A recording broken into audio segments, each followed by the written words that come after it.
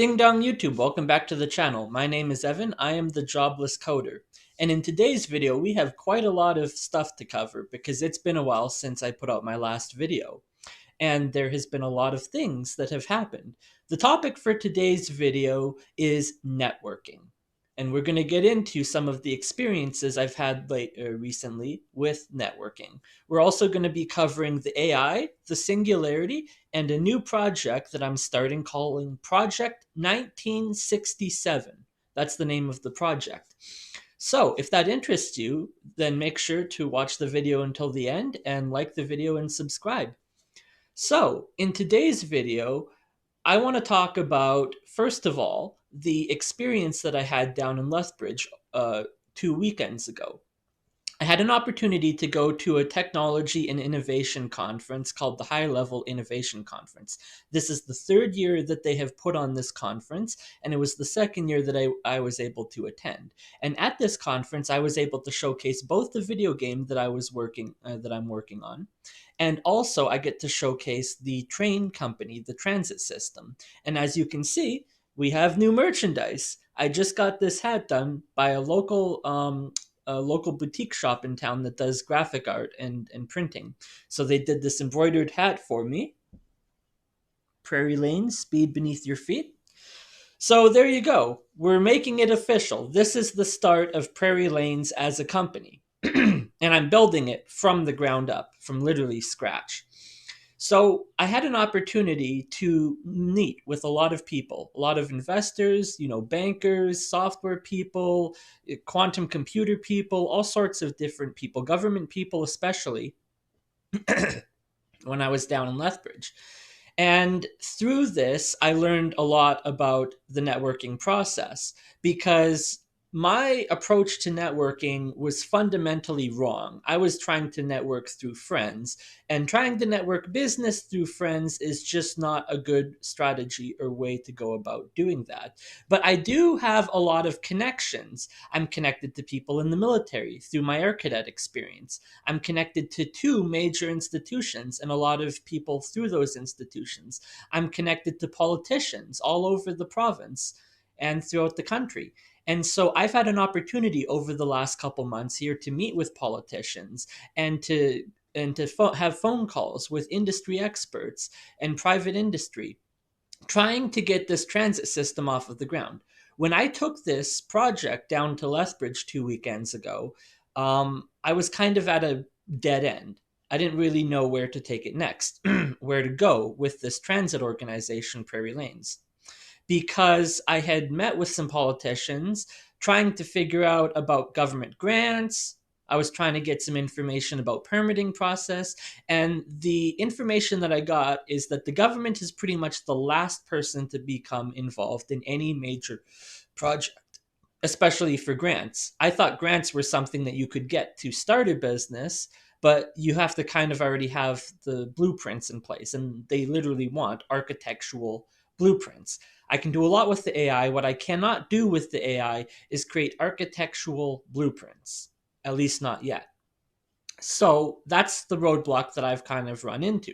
So I went down to Lethbridge and I learned from the investor dinner that they had. There was a bunch of people that were giving speeches and talks during the dinner.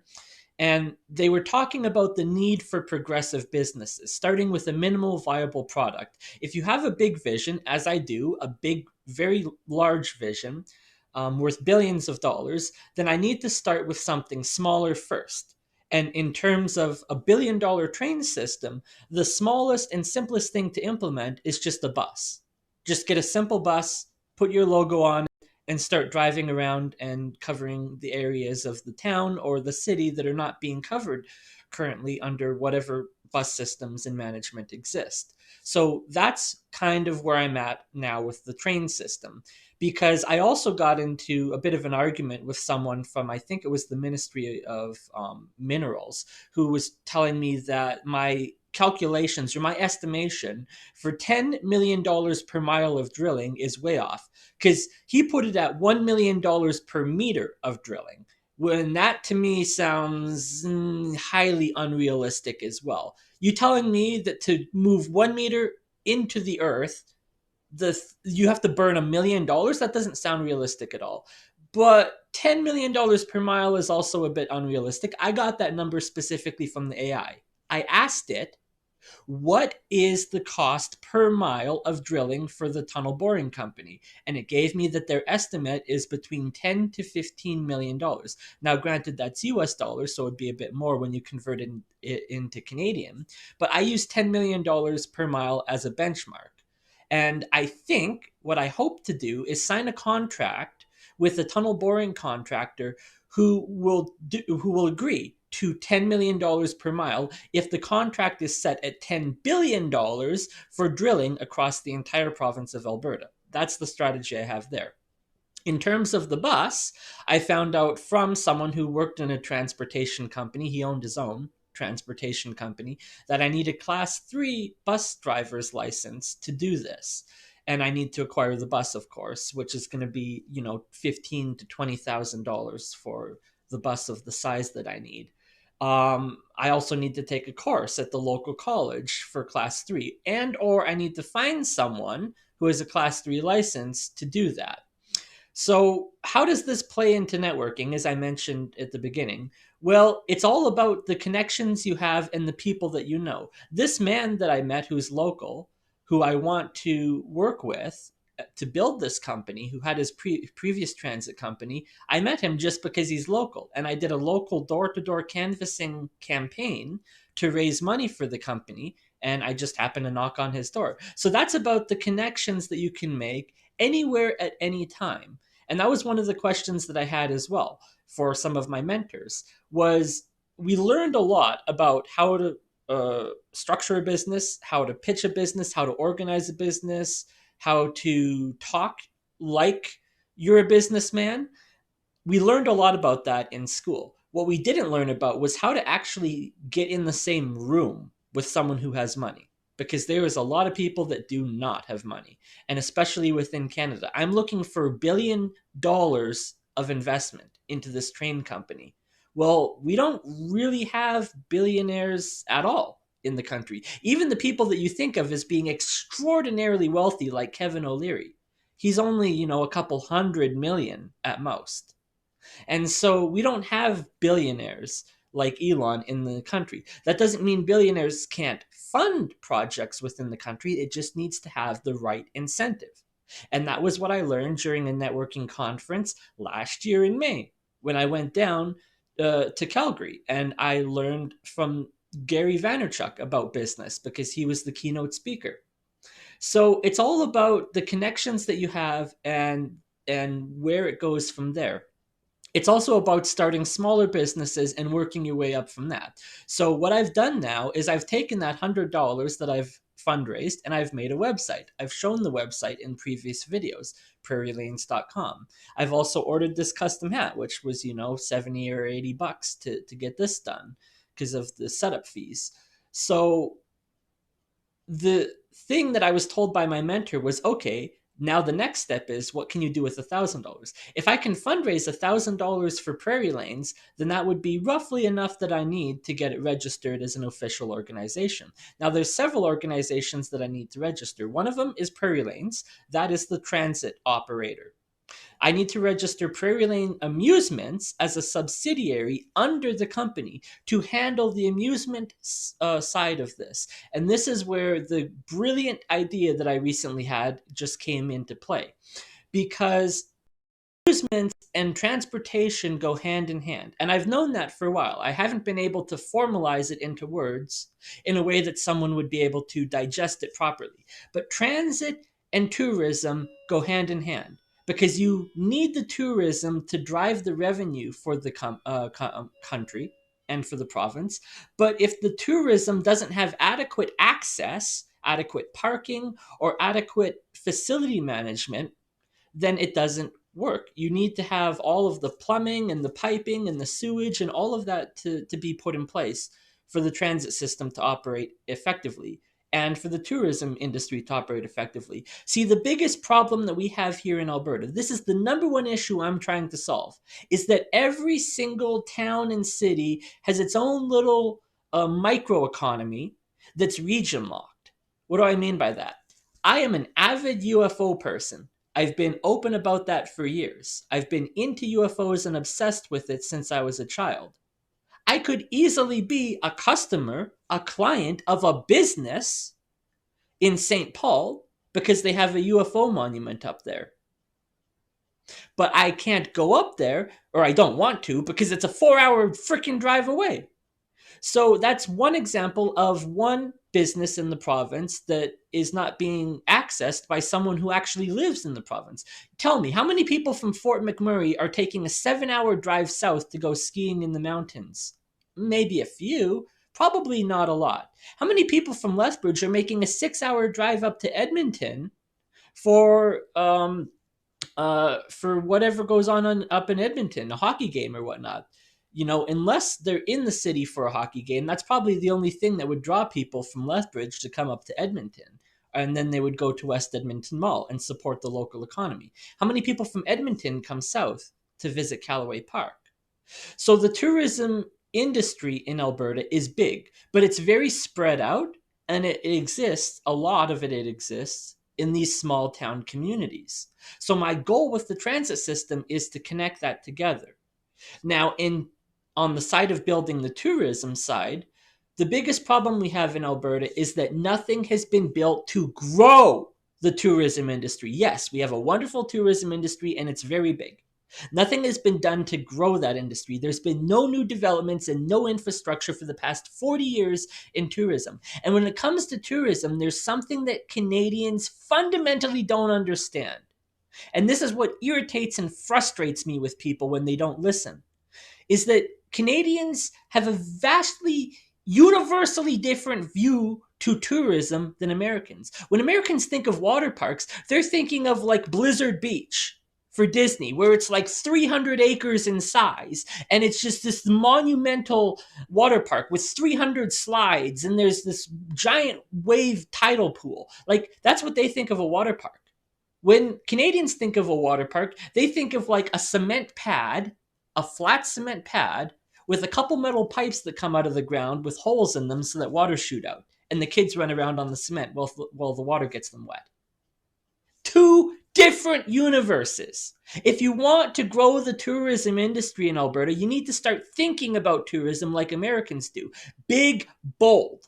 Stuff like Las Vegas, flashy, has worldwide attraction. What we need in Alberta is an anchor point. We need an anchor point that has global recognition, something that is monumentally massive, and it will draw extra tourism dollars into the surrounding smaller venues. People aren't traveling to Alberta to visit the museums we have, but if they're in Alberta for a big attraction and they're here for a week, they might tour some of the museums in and around the area. That's how the tourism industry works in America. When I go down to America, I'm not going down there for, the Titan II Missile Museum, but I might visit the Titan II Missile Museum in Arizona if I'm also in Phoenix for a FurryCon. Like, this is how it works. You go for something big and you support the smaller tourism within the area.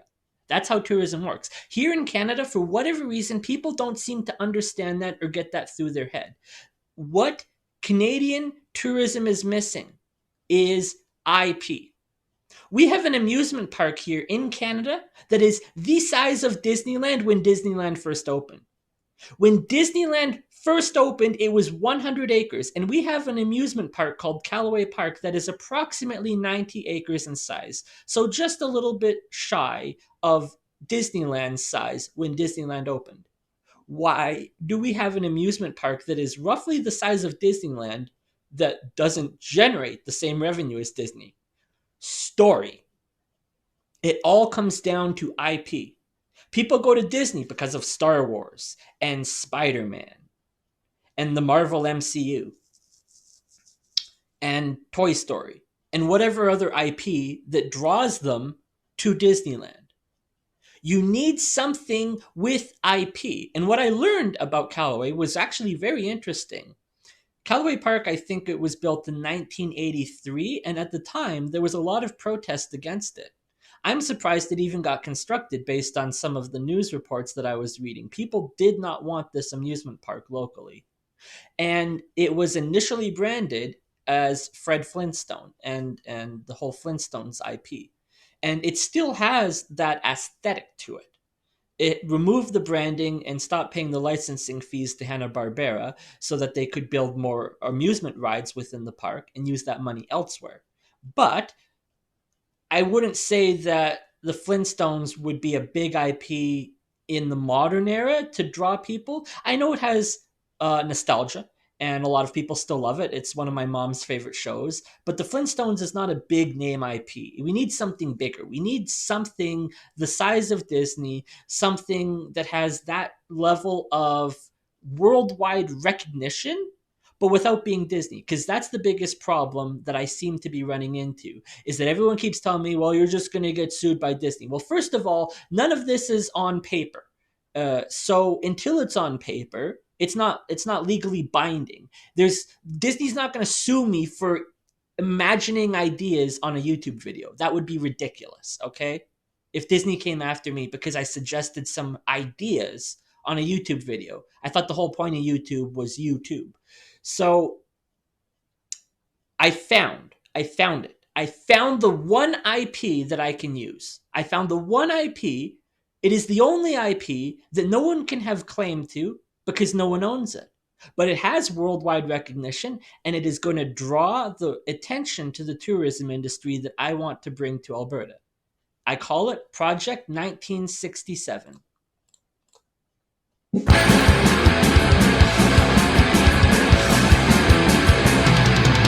It's a place where everyone can be happy. It's the most beautiful place in the whole fucking world. It's made of candy canes and planes and bright red choo-choo trains and the meanest little boys, most innocent little girls. And you know, I wish that I could go there. It's a road that I have not found, and I wish you the best of luck here.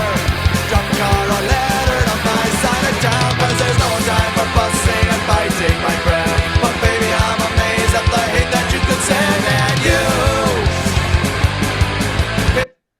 So there is the idea. Amusement parks based on video game IP. And the first one that I want to start with, the smallest and the easiest one to actually pull off, is the world's largest skate park. That is what we are building at Prairie Lane Amusements, is the world's largest skate park. Now, I did some research into this. The current record for the world's largest skate park is 4.13 acres, and it is in China. Do you know how small 5 acres of land is? 5 acres of skate park is insanely massive for a skate park. That is ridiculously massive. But 5 acres of infrastructure, that's manageable. It's not a 100-acre amusement park with billion-dollar rides. It's a 5-acre skate park with concrete, wood, and metal. Concrete, wood, and metal. No next-level engineering. No breaking the laws of physics required to achieve it. No tunneling underground. Concrete, wood, and metal. And if people can't handle concrete, we're going to have a problem here. Because right now there are protests everywhere across this country over everything. Everything. Pipelines. No one wants to build them. Amusement parks. Absolutely no one is talking about them but me. Roads. That's about the only thing that money and taxes ever go into fixing, is repaving the same roads over and over and over again. We need new infrastructure. We need new tourism. We need new transportation. We need new everything, and right now the only thing anyone can argue about is nothing. They want to shut down the vote for the independents. They want to silence our voices here in Canada. They want the entire private sector industry to go up in flames. At this point, it has to be intentional. It has to be. People cannot be this reckless and this careless with the economy unless it's intentional. So here's what I'm going to do with Prairie Lane Amusements. We're going to construct the world's largest skate park. It's going to be a big attractor for the area in Alberta. Why? Because it's the world's largest skate park. It's not just going to be the world's largest skate park. It's going to be, hopefully, based on video game IP. I'm targeting Tony Hawk Pro Skater. Tony Hawk Pro Skater. is a game that I grew up playing with my brother as a kid, and we loved it. We played this game for hours. We have weeks measured in hours invested into gameplay in Tony Hawk Pro Skater. So I have a technical background and a deep understanding of the gameplay mechanics and how it works. So that's step number one, is that I'm targeting video games about skateboards. It's not just going to be a skate park. It's going to be a skate park based on some video game IP. I would like it to be Tony Hawk Pro Skater, but this is where the modularity of the business comes in. This is what I keep stressing on people, why I'm so adamant and so confident and so positive that this business is going to get funded because of how modular it is. If I was solely targeting Disney, then I would probably fail. Why? Because it's Disney. If I was solely targeting Tony Hawk, I would probably fail. Why? Because he's the biggest skateboarder on the planet and I'm a nobody, right? So you're going to sit there and tell me in the comments below that I have absolutely no way of getting in touch with Tony Hawk. This is where the networking comes into. I want people to pay attention to what I'm doing and who I know and who I'm talking to. Because on my channel, just a week ago, I put out this video. Does anyone know who this man is? If you don't recognize him, this is Alex Stein, and he's someone who actually does have a little bit of clout and worldwide recognition to him. Listen to this. $100. That's big Call time. from Evan Svensson. to accept, press 1. To send a voicemail, press 2. Evan, you're live with Primetime Alex Stein. What do you got for us, Evan?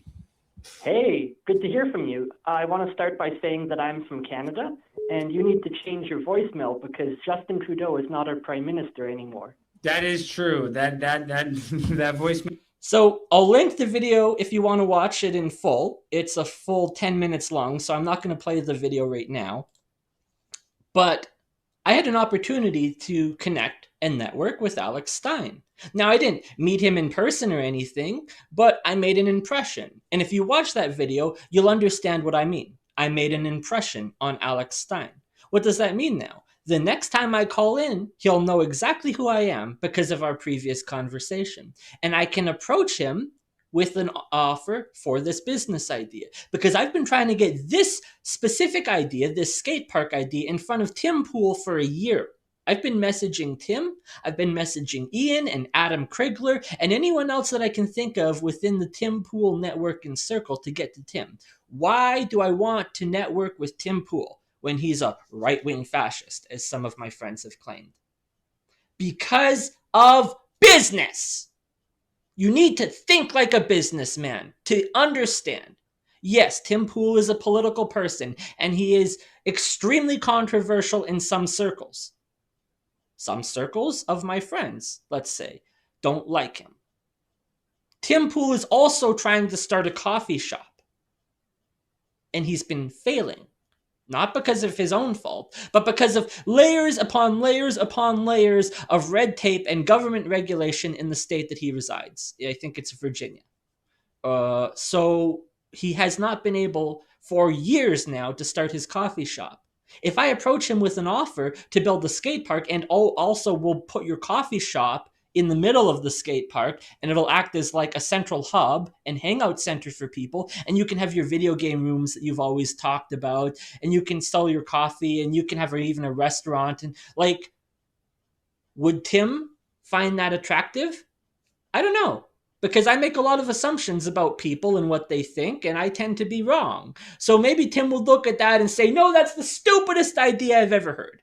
But he hasn't had the opportunity because he hasn't checked his inbox in however long. Ian has been out of his own Discord server for whoever knows how long. Over a year at this point. Over a year that he has been out of his Discord server. And yet every night on their talk show, they'll be like, oh yeah, we're in the Discord, we're building things, we're moving forward. And it's like, dude, you haven't been in your Discord in over a year. Get in the Discord and we'll start chatting. If I can connect with Ian Crossland through Alex Stein, this is how networking works. If I can connect with Ian Crossland because I've now connected with Alex Stein, Ian Crossland can get me in touch with Tim Pool. And Tim Pool is the man that I've been trying to talk to for over a year. And everyone says, oh, it's impossible. He's too big and famous and you're nobody. Well, I just need to find the right pathway to get to him. And that pathway is now set in stone. Why? Because I phoned into a late night talk show on a dare from a friend to talk to Alex Stein. And because of how the conversation went, I'm now in a position to approach him and ask for a favor. Can you get me in touch with Ian Crossland? Can Ian Crossland get me in touch with Tim Pool? Because I have an idea that they could back, and if they backed it, then it could solve their problem and ours simultaneously. Our problem is tourism. We have nobody that comes here. I asked tons of my American friends, and every last one of them told me they've never been to Canada, not once. And their reason for not traveling to Canada, Disney, was brought up. Universal Studios, SeaWorld, all these wonderful things that they have to do. Las Vegas, Cape Canaveral. All these wonderful things that exist in America but do not exist in Canada because Canada is entirely a resource economy. And I am so sick of all of the arguments over the pipelines because I don't want to build them either. I want to build something different in terms of infrastructure, something important, something long lasting. Danielle Smith went to the same innovation conference I did last year. She heard the same speech from the former CEO of BlackBerry where he sat on stage and said, would you rather sell $5 worth of minerals or a $1,000 product? And she went straight back to selling $5 worth of minerals. Because now the number one thing she's hitched her wagon to are oil pipelines and data centers. And as far as I'm concerned, data centers are just another form of resource extraction. So it's not a product, it's not $1,000 product, it's just more resources in a different form of compute. So again, we're back to selling resources, oil and gas and resources and beef and agriculture and farming and grain, but nothing interesting. There's nothing interesting up here. And people wonder why I'm so fucking miserable all the time. It's because no one is listening. We need tech here. And there's a lot of arguments over the data centers. I get that. Maybe the data centers aren't the exact solution. Maybe game studios instead would be a better proposition. It would have, less power requirements. You wouldn't need to build a massive power facility and extract water and resources to run these facilities. But we need something. We need tourism. We need industry.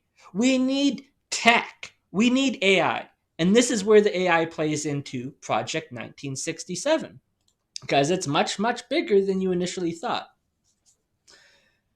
I started an AI tool. I've never built an AI tool from scratch, so this is new to me. I started an AI tool that can detect skateboard tricks from video frames, and it can even detect the trick before it's starting. As you can see here, this is a video clip that I've injected into it. It's run its course. It's built a training model.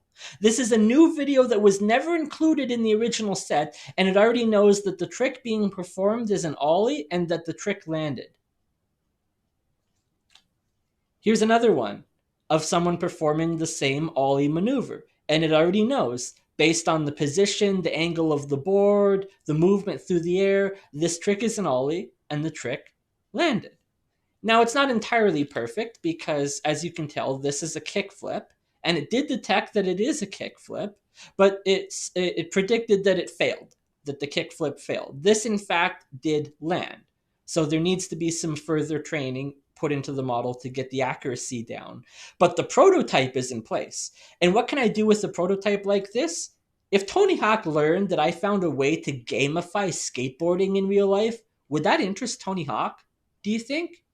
Maybe just a little? This man was integral, as I understand, in the development of Tony Hawk Pro Skater game series. He wasn't just a guy that slapped his name on and added the branding at the end of it. He was involved in the development process all the way along, as I understand it. I don't know, I wasn't there. But if he finds out that I developed an AI tool that can take live video stream and detect skateboard tricks from it, what can you do with that? Now you can add logic and computer architecture to skateboarding. What does that mean? A point system, a point counter, sound effects, special effects, lighting effects. You can make the space interactive. That is what I'm going to do. We're going to make a skate park, and maybe not the entirety of the skate park would be interactive, but at least one section of the skate park will be interactive. And you can compete with teams and do like a team sport thing. And you can compete individually, and we can have sounds and we can have lights and we can make it feel interactive. This is what I learned in school. I don't know how many times I have to stress that. This is what I learned in school. Virtual reality is not the headset that you put on your head. You need to think bigger. It's about how to manipulate the space and your surroundings to create an interactive experience. And so that's why things like escape rooms are kind of fall into that augmented virtual reality, because you're not putting on a headset in an escape room, at least not most of them, I don't think. But you are in a simulated situation where you have a timer before a bomb goes off or something you have to defuse. So what I want to do is take a skate park, something that is an idle and static thing. It's just concrete and wood and it sits there, and turn it into an interactive experience where now you're getting points and there's lights flashing and there's sounds going off and you're competing with a team and there's a tournament, and like we can do cool shit with this. But it's going to require funding. It's going to require investment. And it's going to require networking with the right people. I've learned now, friends are not the right people to network business because they don't understand it. And they think everything is a lawsuit waiting to happen. And sure, if I slapped a Disney logo on it and made it Star Wars themed, then it would be a liability. But if I make it alien themed, well, guess what? There's an alien themed level inside of Tony Hawk Pro Skater 1 and 2, Roswell, New Mexico. At least I think it's in 1. It may be in 2.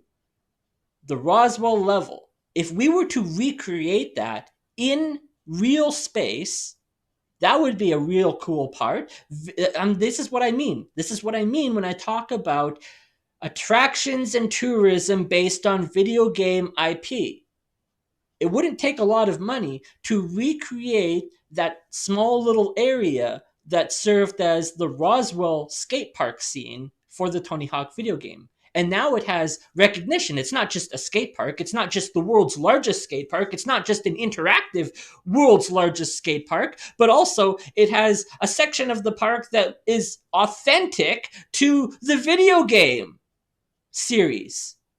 And yet I'm still getting into arguments with people. Oh, you just want to film children. Are you fucking serious, man? For fuck's sakes, can I win? I want to put cameras in a skate park so that I can add computer logic to it. I'm not filming children. Calm down. I get into other people like, oh, you don't understand skate culture. We're not about technology. Really? You're not about technology? Skaters, not about technology. As I understand it, there's a large crossover between the hacker community and the skater community. Tim Pool. Look him up. So, as I see it, the two go hand in hand. Tony Hawk, a skater, worked on a video game in his name. So you want to sit there and tell me that this is a stupid idea because skaters are just, they're not into technology? What kind of argument is that you're making? It makes no logical sense in my brain. It doesn't. You're retarded.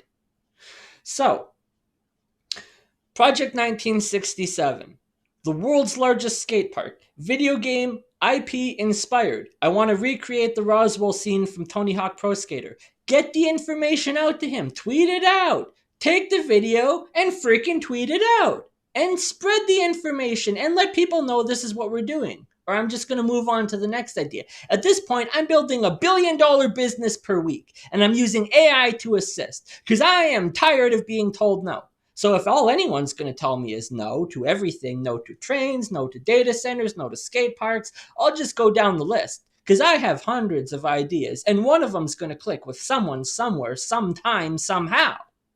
So, if you're interested in helping, if you're interested in growing the project, if you're interested in the AI tool that I built, if you're interested in the singularity, if you're interested in anything at all that I talk about on this channel, thank you genuinely for watching until the very end of this video. And I hope to see you in the next one. Keep in mind, keep your connections going. That's what I need to stress with people. I've lost a lot of connections. I was at 300 friends, now I'm down to 270 friends. I lost 30 friends on Facebook, and part of that was arguments over COVID. So I just need to find new people. And I have found Alex Stein. I found Alex Stein. So you watch for me the next time he has his live call-in show, because I'll be phoning in and I'll be presenting this skate park idea to him, and it may just take off. And it'll start here, right now, today, with this video. Thank you for watching the video, and until then, I'll see you in the next one. Bye.